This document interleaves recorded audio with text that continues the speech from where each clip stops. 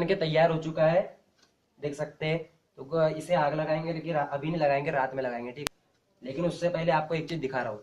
तो इसे साथ में जलाना पड़ेगा, क्योंकि साथ में तो शायद ही पूरी जलेगी। तो इसके लिए क्या करना पड़ेगा, इसमें आप एक पेंचिस की मदद से क्या करना है, इसमें सामने में थोड़ा सा ऐसे दबा देना, ठीक है। और थोड़ी सी बारूद निकाल लेना, और इधर साइड इसमें भी की निकाल लेते हैं।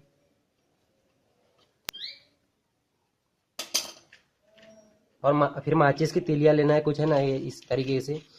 और इसके ऊपर का भाग को ऐसे तोड़ देना है, ठीक है, बारूद वाला। और उसे यहाँ पे भर लेना है। इससे क्या होगा कि इसमें आप जब जलाओगे तो ये सीधे चक्री जल जाएगी, है ना। तो यहाँ पे दो काफी रहेगी।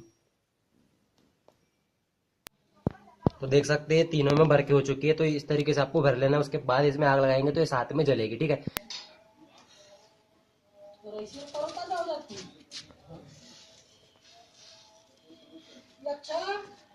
अबे जलेगी क्या नहीं रही?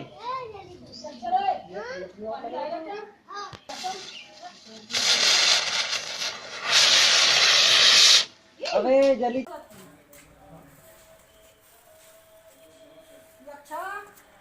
अबे जलेगी क्या नहीं रही? नरम हो गई है वो। जली रे।